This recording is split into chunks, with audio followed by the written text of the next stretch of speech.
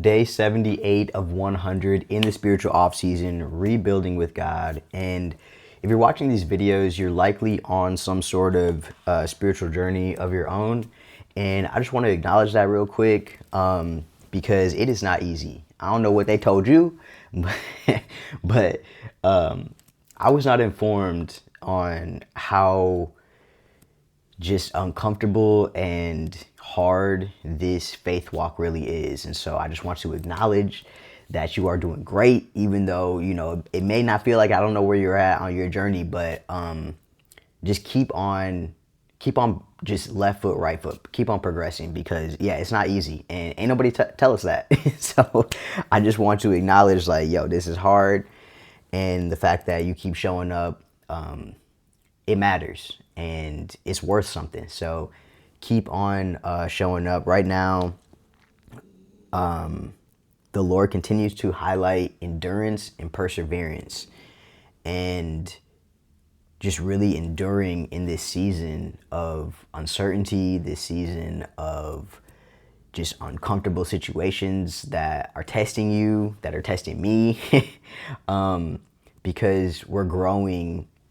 Every time we have to encounter something like that, it's stretching us and it's growing, and we're going to need this growth for whatever God is ushering us into this next season. And so I just want to offer that bit of encouragement as you're on this journey. And thanks for being here. Thanks for, tapping into the videos. Thank you for going on your own journey and just getting curious on, what God has in store for you. I'm reading through the book of Mark right now, and what was really interesting to me was in chapter 5, towards the end here, right in chapter 5, verses starting in 21, but going further down, there's a part where the woman with the problem with bleeding, how she was like bleeding for years, she went to doctors, they couldn't help her with nothing.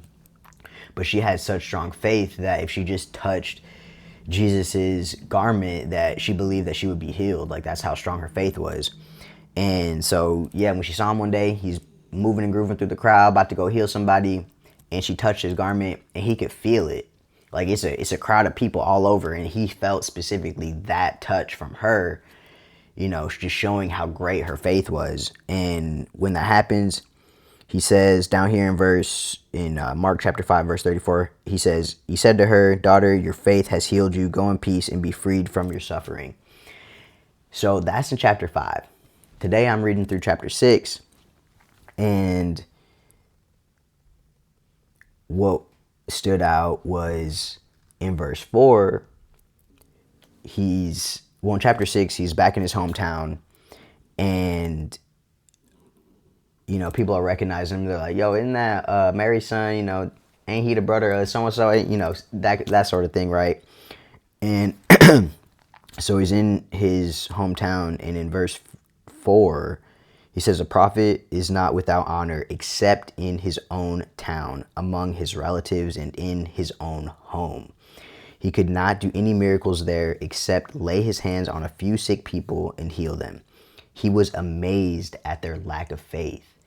So in chapter 5, we see how faith can heal somebody. And then in chapter 6, we can see how a lack of faith can actually stop miracles from happening. And I was like, and the bigger part of that is not even a lack of faith within yourself, lack of faith from people around you. That is wild. Like the lack of faith from people in Jesus' hometown in that area stopped him from being able to produce miracles like he normally would be able to. And it's not because Jesus had a lack of faith, it's because all the people around him had this lack of faith. And so I'm just like thinking, like, is there anybody close to me whose faith is little, who is lacking faith? And that's honestly a lot of the reason why I don't share what I'm building in real time with the people around me, just because like I don't know what they're doing to build their faith or not doing to that's not building their faith, you know. And so I my faith is in God, and God is showing me these things that are going to happen. And as long as I'm obedient to the way Holy Spirit is guiding me, it's going to happen. It's inevitable. I trust that. I believe that. I have faith for those things. So if I'm around people and I'm telling them all these things that God is showing me, and they're like, that ain't finna happen, you know, like that's gonna stop the motion before it even get to cracking. So yeah, be intentional with what you're sharing and how you're sharing it and who you're sharing it with, because yeah, this was a really big eye-opener at, you know, the lack of faith of people around you can be something that's stopping or slowing down the motion at, you know, to where in which God is trying to move. So thank you, Holy Spirit, for that insight and that takeaway today in our time together. And yeah, just keep building your faith. Like, that is why faith training is so important. Like, I'm seeing that as I continue to strengthen and grow my faith, God is showing me more things, and just like unfolding the path. Like, I wake up and I have a very good sense of exactly what I'm supposed to be doing day by day, like moment by moment throughout the day. And if I don't, I ask God. I'm asking Holy Spirit, like, all right, so I'm unsure in this moment. Can you guide me? You know, show me a sign. And then I just wait and listen, and just keep my heart open to see God can talk to us in any way that He sees fit, you know, whether it be coming through somebody else via text message or a phone call. Maybe it's a TV commercial that like pops up and says something that sticks with you. Just do your best to stay open to receive those sorts of things, because that is how God be trying to, God be trying to guide us during this time. And, you know, also reflecting on the spiritual off season. I had a couple of people, well, maybe I'll talk about that in another video of like, what is the spiritual off season? We're 78 videos in. I feel like I probably should have talked on that earlier on this journey, which maybe I did. I don't know. It's been a long journey, but I do have a full series, you know, breaking down faith training, and a playlist on my channel.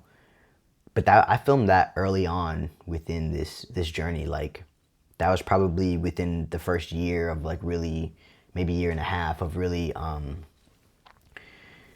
locking in with the Lord and doing faith training as a daily practice. Now I'm about 3 years in, and